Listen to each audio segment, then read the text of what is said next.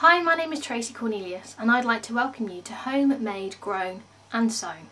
In this particular video we're going to be talking about resources and also the beginnings of our sewing journey. So first of all we have our stitching guide here, and this button is our stitch selector. This one determines the length of the stitch, and we also have a width selector at the top here. Now obviously this particular guide is very good, but I think it's much better if you first of all start stitching onto some fabric. So I'm just going to show you our little section that I've done here. This was a guide so I could get to see what it really looked like on material. As you'll notice, I have a number, I've numbered at the top, but I've also numbered down the side.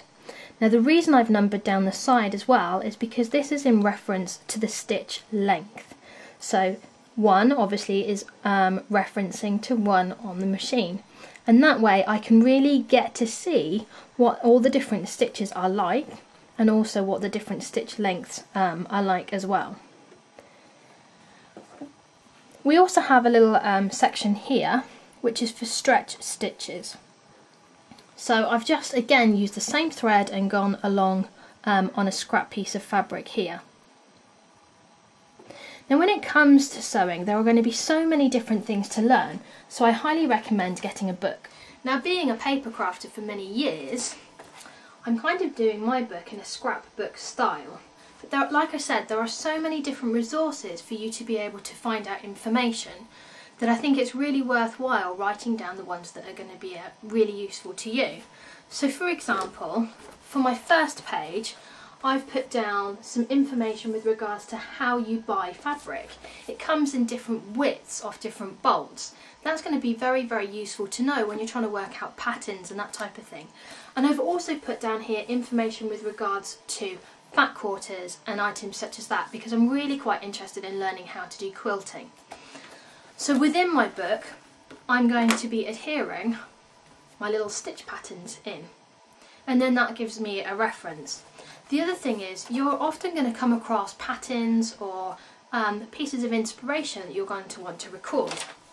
So I'm going to keep patterns at the back of my book, and what I've done is I've drawn out this little fairy pattern here, which I really like, and I think it's going to be fantastic to make different things for my daughter.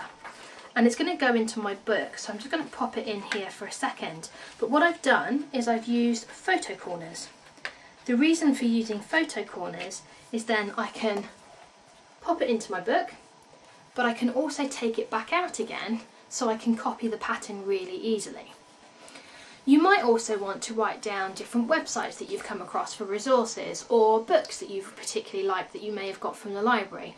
Any resources that you're going to maybe need to go back to again, because all of us would really like to think that we'll remember all the information, but it's just impossible. I'm also going to make a material cover for my book, and I'm going to make a little pocket to go on the inside as well. So that means that if I get any patterns from magazines or anything, I can also keep them into place. So I really look forward to sharing that with you in the near future. Bye for now. Along with a sewing machine, there are a few other essential tools that you're going to need. First and foremost is a really, really good pair of scissors. So I've got the professional Soft and Sharp 9-inch side bent dressmaking scissors from Janome, which are going to be fantastic for making sure that I cut with material. These ones are only used for material, you do not cut paper with them. I do have paper crafting scissors as well, but these ones are just purely for material. The next thing is, I have a couple of crafting mats here. I have an A3 size and an A4 one just for convenience.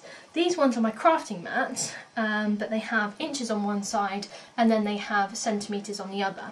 Predominantly when I'm working with material, I'll always be using inches. A couple of other really useful tools to have are a rotary cutter. This is fantastic for cutting a number of different layers of fabric, especially if you want to do quilting like I do. A tape measure is essential. The other things that I thought would be very, very useful is I have a water soluble pencil here, so I can draw out designs and know that it's not going to damage the fabric or stain it in any way. I also have a transfer pencil, which is going to be fantastic for transferring designs from tracing paper onto fabric, some pins. Then the other things that I've actually got some fabric glue. Again, that's going to be really good and useful to have. And I've also got fray check. So this is fantastic for making sure that your fabric is not going to fray, especially if you're not using pinking shears. Again, I've got my book, which we're going to be making the cover for. The other thing that I have actually purchased is I've purchased a little kit. I thought this would be fantastic for me to be able to really get to know how to do the little quilting sections, and would be a very, very easy way for me to be able to start. Now, even though material can be expensive, that doesn't mean to say that it really has to be. You can quite easily pick up material and offcuts from haberdasheries and material shops, but you can also go to places like Laura Ashley or any other places where they will actually sell material. Now there you can pick up some designer fabrics or some ones that happen to have really good patterns for the fashion at the time at extremely reasonable prices. So let's have a look at what I've managed to get. So here you can see that I've got a really nice array of different materials. So these particular offcuts have come from a material shop. As the same with these. Now you can get some really good little kind of patches of material which are fantastic for a number of different projects. And you will find that Kaisha will be doing one later on. Now the other thing that you can do is you can pick up, offcuts of felt and things like that, which is fantastic, or kind of flanelling material, really, really good. Like I said before, I went into Laura Ashley and just bought as many different types of offcuts that I possibly could. I also picked up a number of different really cheap materials just so that I could practice on and learn all my different stitching.